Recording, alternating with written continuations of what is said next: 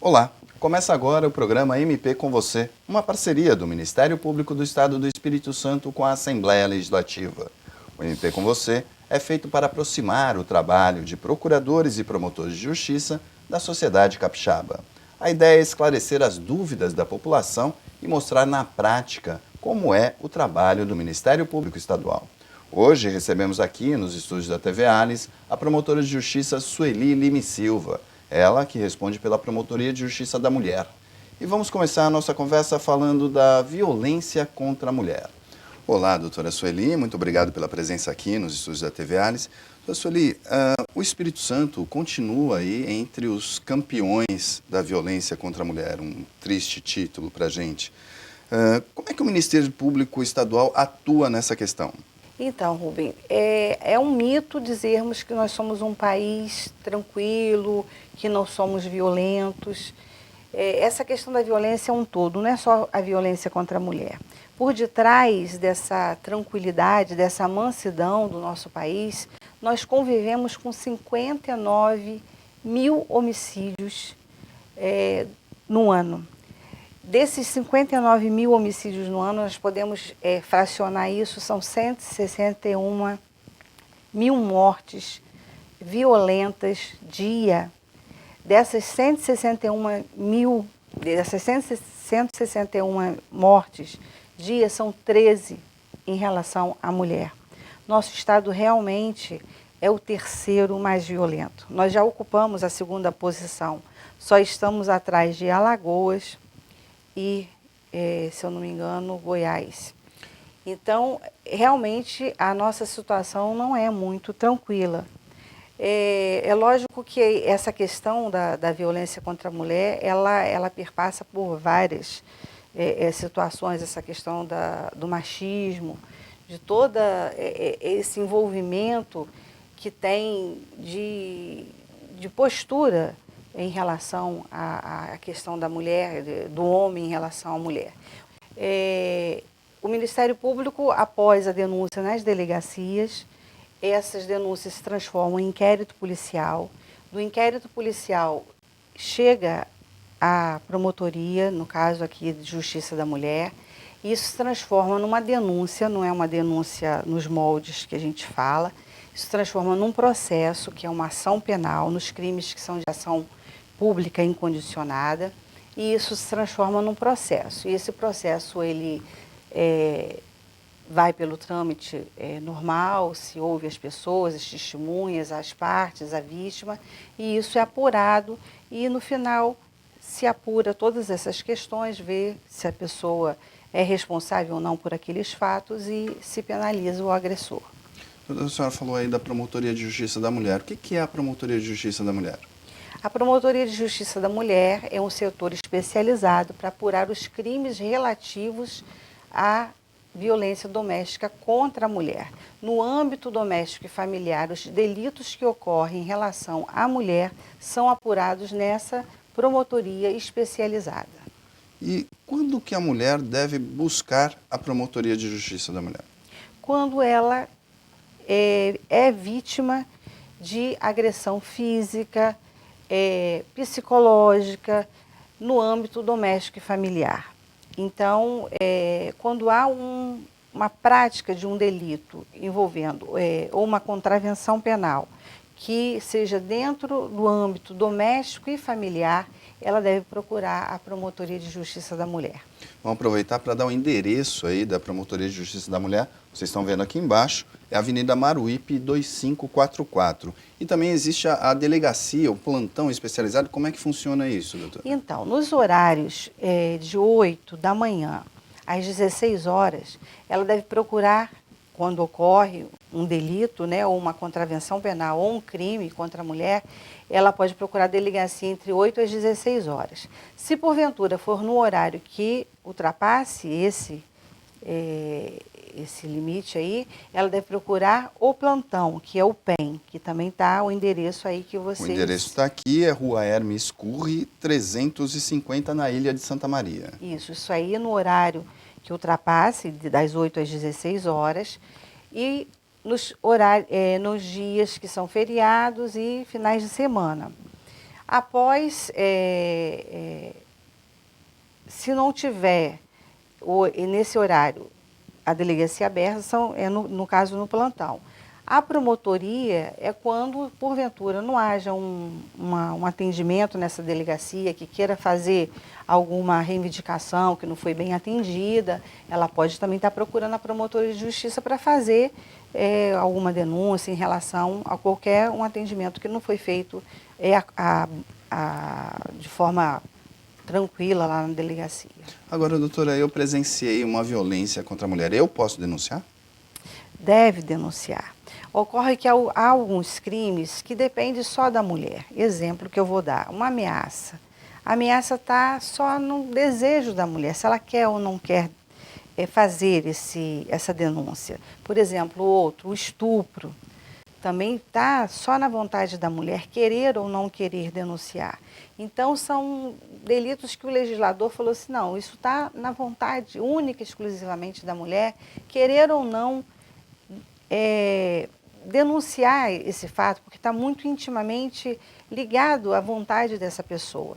Mas, no geral, os delitos que são mais graves, que estão fora da vontade dessa pessoa, como uma lesão corporal, o próprio homicídio em si, o feminicídio, né, que hoje é tido como um delito especializado, com a nomenclatura específica do delito, né, um homicídio, que seria o feminicídio da mulher, a morte de uma mulher em razão do gênero dela, por ser mulher. Então, esse é um delito que qualquer um deve denunciar. Agora, doutora, qualquer um pode denunciar. Tem aquele velho ditado, né? Em briga de marido e mulher, ninguém pode meter a colher. Nesses casos, como denunciar, de que forma proceder? Então, esse ditado ficou no passado, né? Hoje não se aceita mais esse tipo de coisa. Diz que o Estado agora deve se intrometer nessa relação que antes seria uma relação privada entre quatro paredes, porque a situação ficou tão devastadora, tantas mulheres sendo mortas, aí a gente colocou um número de aproximadamente 13 mulheres sendo assassinadas, mortas, né, dentro do aconchego do lar, o lar que seria o local onde a gente se sente mais protegida. As mulheres estão sendo mortas, e mortas de forma violentas, né, assassinadas por seus maridos, ex-namorados, ex-maridos. Então, o Estado sentiu a necessidade, os legisladores sentiram a necessidade de proteger essa mulher. Então, em razão dessa situação, se entendeu que deveriam se meter, né, a colher nesse sentido de, não, nós temos que proteger essa mulher. Então, em razão disso é que há necessidade dessa intervenção das pessoas ao verem uma situação dessa, acionário, no caso, né, acho que em todo o Brasil, o número é 190, que é o telefone, né, público da polícia, para poder fazer essa intervenção no sentido de se minimizar e acionar a polícia para fazer esse atendimento. Então, quando observar ou verificar qualquer tipo de violência contra a mulher, aliás, qualquer tipo de violência, deve-se chamar a polícia 190. Agora, doutora, quais os casos mais comuns que a senhora atende lá na Promotoria de Justiça da Mulher? Então, à exceção dos homicídios, que infelizmente não estão afetos à nossa promotoria, porque a divisão dos delitos contra a vida que são tratados por uma promotoria especializada, que é a promotoria do júri, a nossa promotoria, no caso de Vitória, tem das outras, da Grande Vitória também tem outras promotorias, né, de defesa da mulher. Os delitos que são mais comuns são os de lesão corporal, a ameaça, delitos de ameaça, as contravenções penais de vias de fato, que é aquela agressão de um tapa no rosto, de um empurrão, que acaba por trazer aquele transtorno, aquele sentimento de impotência da mulher, mas que ao mesmo tempo não deixa um vestígio. A pessoa se sente ultrajada, violentada, exposta às vezes dentro de um ônibus, ela leva um tombo, mas aí vai fazer um exame de corpo de delito e não ficou nenhum vestígio. Isso se chama uma contravenção penal de vias de fato. Isso é muito comum. E também a de perturbação à tranquilidade. Aquele determinado companheiro, ex-namorado, que não se conforma com o término de um relacionamento e começa a ficar perturbando a tranquilidade daquela pessoa, fica telefonando, fica passando mensagens por WhatsApp, por SMS, no Facebook, expondo aquela pessoa num constrangimento, importunando. Isso é muito, muito comum. Então, são esses tipos de delitos assim, que são muito comuns. E o estupro, às vezes, na própria relação de casados, marido e mulher, aconteceu um estupro. Ah, doutora, uma relação de marido e mulher tem, a figura do estupro tem. Por quê? A mulher, mesmo casada, se ela é obrigada a se relacionar, né, manter uma relação sexual, essa relação for de forma violenta e sem o consentimento, isso é caracterizado estupro. O que há dificuldade para que a gente se caracterize isso num processo, para fazer uma prova de que é um estupro, realmente é muito complicado, é muito difícil se fazer.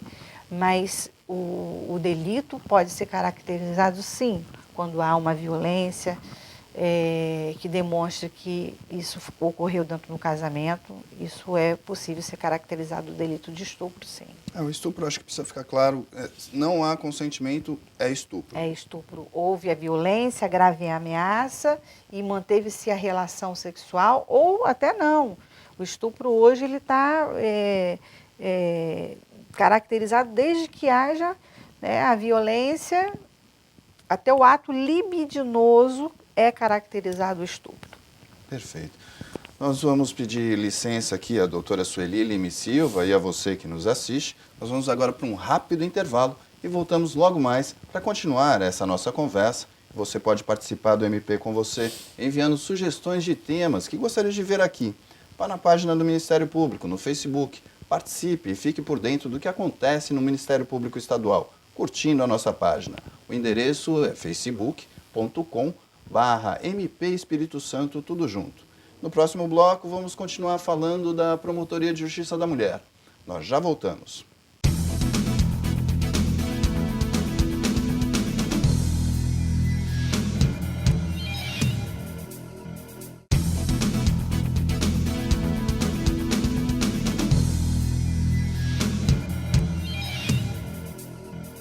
Estamos de volta com o MP com você, uma parceria do Ministério Público do Estado do Espírito Santo com a Assembleia Legislativa. Hoje recebemos aqui nos estúdios da TV Alice a promotora de Justiça Sueli Lime Silva. No bloco anterior, nós falamos do Ministério Público atuando aí na proteção da mulher. Doutora, vamos continuar a falar desse assunto e uma coisa que nos chama a atenção. Tem aumentado o número de denúncias? Então, Rubem, essa é uma questão que eu vivo me perguntando. Aqui no Espírito Santo, nós temos uma facilidade muito grande, é diferente de outros estados. Nós temos uma facilidade muito grande de acesso à justiça. Tudo é muito perto, tudo é muito fácil, o acesso é muito tranquilo. É fácil de ir a uma delegacia, é fácil de ir a uma promotoria, é fácil de falar com o promotor de justiça. Então, isso viabiliza muito você dar entrada num processo, dar entrada numa denúncia, entre aspas, numa notícia-crime. Então, as estatísticas acabam sendo um tanto quanto aumentadas. Então, eu penso o seguinte, a população cresce, então tudo isso vai gerar uma estatística um tanto quanto diferenciada. Então, às vezes, esse terceiro lugar aí, de sermos os mais, né, também violento e etc. e tal, tudo isso teria que ser sopesado. Então, eu penso que é difícil fazer uma estatística tão límpida a ponto de dizer que isso tem crescido. Como eu disse, nós somos um país que é um país violento. Vivemos com esse tanto de homicídio aí que, infelizmente, não é dada essa visibilidade. E a gente não devia não se conformar com essa situação estarrecedora. Então, eu penso que isso deveria ser tido, dar um foco grande dar um olhar muito maior sobre isso, um estudo aprofundado, porque tudo que se fala a respeito é empírico, não é um estudo científico, não é um estudo aprofundado. Então, dizer que está aumentando, está diminuindo, é apenas uma falácia, falar sem conhecimento técnico e científico. Então, eu tenho até temor de falar uma coisa dessa. Agora, doutora, a partir da denúncia, o que acontece? Da notícia crime, tecnicamente falando, na delegacia. Isso. Vai lá, denuncia, olha, eu recebi, vamos exemplificar, fui agredida pelo meu ex-companheiro. Uhum. Fui à delegacia. Fui à delegacia, sofri lá uma lesão corporal, a delegada toma o termo, ouve a pessoa, né? Uhum. É o boletim de ocorrência, boletim de ocorrência. Ela é submetida a exame de lesão, chama-se o autor, se ele é preso em flagrante, ele é ouvido também, se tem testemunha, se não tem, termina, faz o inquérito policial, esse inquérito é encaminhado ao Ministério Público. O destino do inquérito, automaticamente, tudo que se faz numa delegacia é encaminhado ao promotor de justiça, à promotora de justiça. A partir dali, tendo autoria, tendo a materialidade, que no caso é o laudo de lesão corporal, o promotor denuncia, faz a peça inicial de uma ação penal que inicia-se um processo. A partir daí, o processo se desenrola com a oitiva das partes, o juiz recebe essa denúncia, inicia-se um processo. Ouve-se novamente essas partes, ela aí vai ser ouvida na presença de advogado, o réu tem a oportunidade de ter o advogado dele, a vítima também é acompanhada do advogado, que a Lei Maria da Penha exige a presença de um advogado para a vítima, as partes são oitivadas novamente, termina-se o processo, tem-se uma sentença e aí a punição. E quanto tempo demora isso, doutor? E nesse meio tempo, o que acontece com a mulher vítima?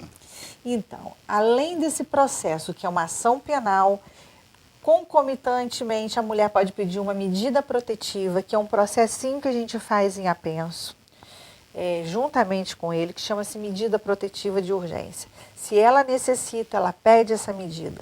Essa medida protetiva, ela pode pedir o afastamento desse agressor do lar, o pedido de que ele não se aproxime dela, que se mantenha afastado tantos metros, que não se aproxime, às vezes, dos filhos, que mantenha determinadas posturas de não comunicação.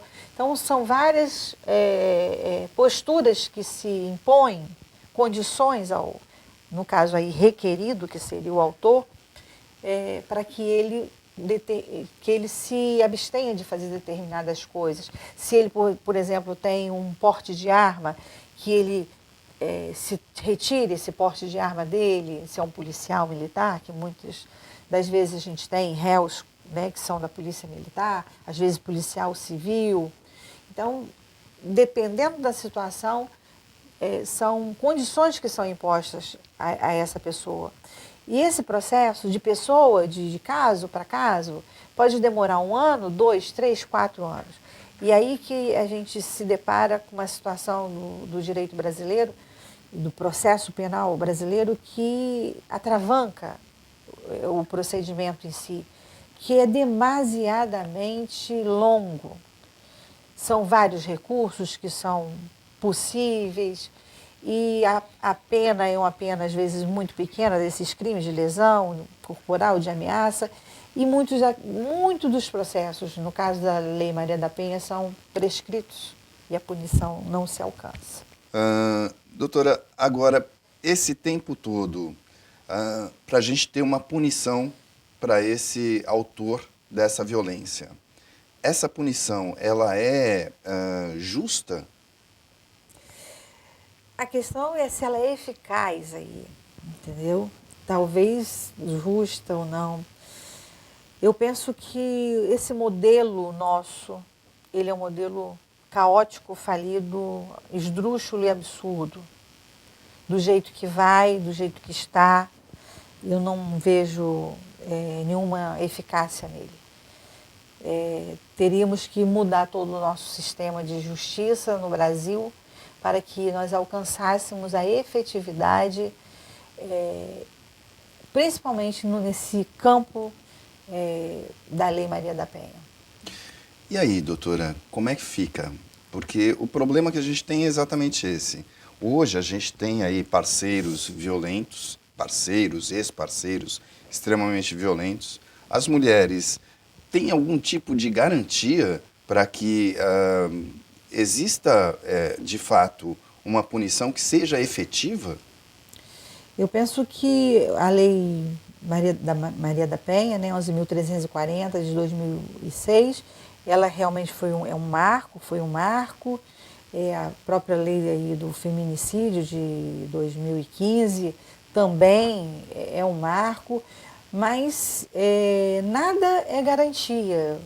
Toda a legislação ela vem contribuir, mas nada garante. Tudo coloca um foco, um olhar, mas nada substitui aquilo que a gente chama de cultura num país, né, que educa, que transforma uma mentalidade de um povo. Então, a legislação ela vem depois do que o fato acontece. A necessidade de regulamentar, de punição, mas nada substitui a educação de um povo. E a gente não vê, constrói-se muitos presídios, muitas cadeias, mas não se investe na educação desse povo. Então, eu penso que nós estamos andando aquém da necessidade do nosso país. Quer dizer, a gente tem que pensar, então, em trabalhar a questão preventiva, trabalhar com os nossos filhos, né, trabalhar com as crianças, para que elas tenham uma mentalidade de uma cultura de igualdade entre homens e mulheres. Exatamente, eu penso dessa maneira. Eu preferiria que estivéssemos nas escolas educando do que pensando nos 2% é 1% da população que está se esperando aí carcerária para 2030. 2030, isso. Que está se esperando que teríamos que construir os presídios. Queria que estivéssemos pensando em construir as escolas. Doutora, para a gente encerrar o nosso programa aqui, qual a mensagem que a senhora pode deixar para quem está aí nos assistindo? Eu gostaria que a gente se indignasse mais. A gente tem se indignado mesmo, menos. E essa indignação não é com revolta, não é com violência. É indignação de vermos aí nossos jovens a cada dia morrendo. Eu quero lembrar os 59 milhões, quase 60 milhões, mil, né? Uhum. Desculpa, errei, o número é tanto, são tantos, mortos no ano de 2015 no nosso país. É como se fosse a guerra dos Estados Unidos com o Vietnã. A gente está olhando a Síria lá, nós não estamos em guerra declarada, mas estamos numa guerra. E nessa guerra estão as mulheres, porque elas são também fruto desses homens que estão sendo mortos também, e essas mulheres também estão sendo mortas dentro de casa, no lugar que teria que ter o aconchego. Elas estão sendo assassinadas por aqueles que elas dizem, olha, eu te amo hoje, e porque de repente não querem mais esse relacionamento, estão sendo assassinadas. Precisamos nos indignar com isso, não esquecermos de que todos os dias estamos sendo assassinadas dentro de casa. Tá certo, vamos refletir. Nós encerramos aqui essa edição do programa MP com você, uma parceria do Ministério Público do Estado do Espírito Santo com a Assembleia Legislativa, por meio da TV Alice. A nossa entrevistada de hoje foi a promotora de justiça Sueli Lime Silva, a quem agradecemos a presença aqui nos estúdios da TV Alice. Eu que agradeço. O MP com você fica por aqui. Lembrando que você pode sugerir temas para o programa enviando e-mail para imprensa@mps.mp.br. Curta a nossa página no Facebook e fique por dentro das nossas ações. Acesse facebook.com/MP Espírito Santo, tudo junto. Visite também o nosso site mps.mp.br e veja quais as principais ações desenvolvidas pela instituição. Eu sou Rubem Rochel e este é um trabalho da Assessoria de Comunicação do Ministério Público do Estado do Espírito Santo. Até o próximo MP com você.